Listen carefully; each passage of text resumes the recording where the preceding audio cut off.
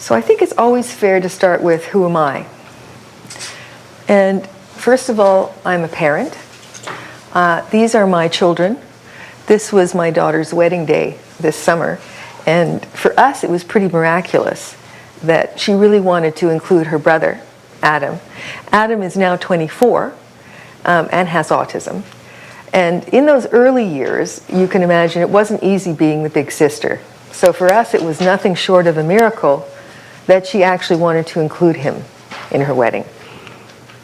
Well, I bring up the issue of my family and the issues that we face because when he was 4, he was extremely difficult. And I say 4, that was the age we came back. Adam was born in Egypt. I was a foreign correspondent. We came back to Canada when he was about 3.5 because he had such difficult behaviors, no language, and no one could tell us what the issues were.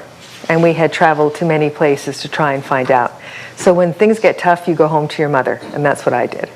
But in the process of being his parent, I learned to be an advocate. And as a journalist, actually, it took me a long time to understand what the word advocacy is. So I'll talk about it a lot today, because even as a journalist who had worked as a journalist around the world for many years, when people talk to me when I arrived back in Canada and back in Vancouver about advocacy, I actually really didn't know what they meant. But I didn't stop and say, find out what that means, Deborah. And it's particularly strange because actually journalists, good journalists, and I think I was a good journalist, are above all advocates. They are advocating for those who actually, are voiceless. So the fact that I didn't get it, and it took me quite a long time, is I think quite significant. I did a lot of advocacy for refugees. I went to a lot of refugee camps in the Middle East, in Africa, and talked about the terrible conditions there.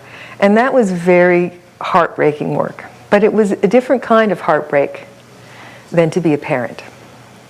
And I think the toughest advocacy I've ever done is actually for my own son and our family's needs, because it's actually easier to advocate for other people than it is for your own son and what they, or your own children and what they require. I say this because we say families need to advocate for their children, and they do, but I also want you to recognize that what I'm talking about, I acknowledge it's not easy, and that it's not, and it is a process. So what I'm going to be walking you through today is just developing some of those frameworks, and really to say to you that, yes, it isn't easy, but as a parent, it's just one of the things that's on the roster, along with early intervention, encouraging peer relationships. What about employment? How do we build independence? And if you think about it in advance and give yourself a break that this is a process of learning these skills, I think that's a more realistic way of proceeding. Now, I'm going to give you a little bit of history, because before I was a journalist, I studied history, and I've always found it to be extremely helpful to have a context in which you're working. So back in 1994, when I returned to Canada, that's over 20 years ago, there was no funding for children who had autism, any specialized funding, any specialized programs.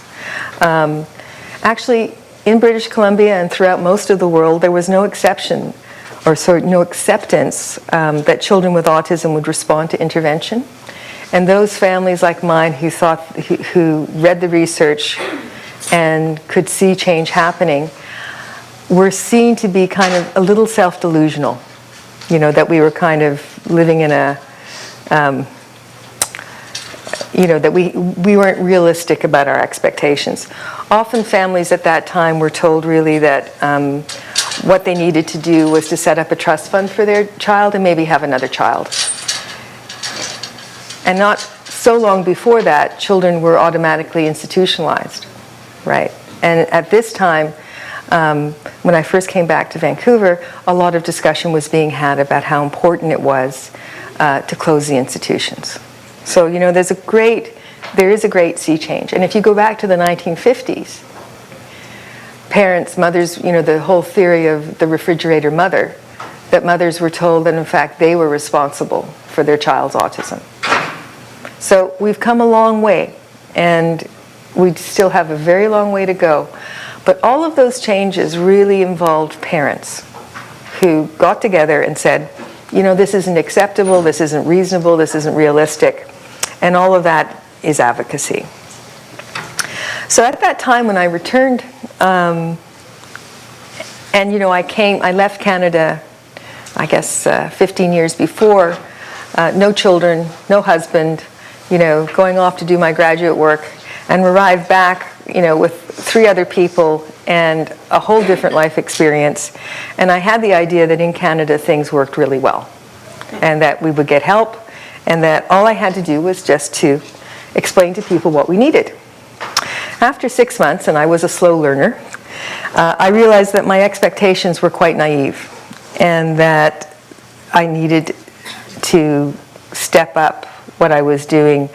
And one of the ways I found to go forward, and one of my acknowledgments I'd like to make in this talk, is the role at that time that other parents had paved the way. And I had joined the Autism Society at the time and became a board member, and later I became the executive director. And at the time, the Autism Society of British Columbia was the leading advocacy organization for autism in Canada. And in 1992, they had won funding from the provincial government for a campaign which was called Parents, the Key Decision Makers. And if you look back at the roots of this workshop, it's really in that workshop. That's where I learned what advocacy meant and how important it was. And so while today's presentation has my name on it, there are an awful lot of people who have informed what I'm going to share with you today. It's never one person's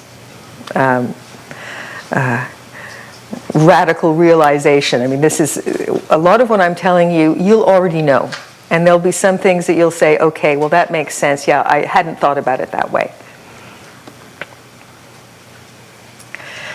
Now I'd like to give you a little bit of background information on ACT. How many of you have been to an ACT workshop before? So most of you probably know a little bit about us. We started in 2004, 2005. And really it was a group of parents who got together and decided that we wanted to really focus on training, which is why it's called Autism Community Training. Then we started that actually in 2003. And then the Ministry of Children and Family Development issued a request for proposals to run support and information services on their behalf, and to run the Registry of Autism Service Providers. So many of you have probably used the RASP, which is online. And I hope that many more of you will also be looking at autism videos at ACT and all of the other information services we do. Because frankly, just to use the RASP without everything else that we provide is insufficient. And I'll tell you a bit later about that and why that is the case. So in 2015, over 60,000 people made 100,000 visits to the ACT website, and they went to 250,000 individual pages. This is important for us because now in here we are at the end of 2015, there are over 11,000 children with autism receiving autism funding in the province of British Columbia. And we know that we can't reach them all by telephone and email, that we have to provide resources that families can access and community professionals can access to support families. So that's one of the things that we are very focused on. Outside, you'll see that there's the Autism Manual for BC, and 2,000 chapters have been downloaded. We reach about 8,000 people when we send out an email about new developments. If you're on our email list, you'll get that. We really recommend that you do, because otherwise you're going to miss out lots of really important information. Recently in this year, we developed the new Diagnosis Hub, and we've 5,000 views of that. And I'm going to talk to you a bit later about the Autism Information Database. And all of these things are kind of the background for the outline for today. So first of all, I'm going to discuss, part one, what is advocacy anyway, the big picture. Part two is finding the information you need to advocate for your child, and knowledge is power. If you don't know what you want or what you should be looking for, it's going to be difficult to advocate in a consistent and strategic way, right? Because none of us have a lot of time to waste, so you need to know what it is that you want. Part three is keeping the focus on your child, developing a profile. I think that's very important. Because a lot of today we're going to be talking about policies, etc. But at the end of the day, I also want you to be thinking about your child and how this works and affects them. Part four, understanding the mechanics of the school system. That's really roles and responsibilities. All systems have those roles and responsibilities. We're going to focus in on school because that affects most children, and many families have questions about that. Part five is honing your advocacy skills, documentation, letters, meetings, appeals. Part six is polishing your behavioral skills. We always talk about our children's behavioral skills, but when we advocate, we really need to polish our own behavior skills. And part seven is collaboration, pulling it all together.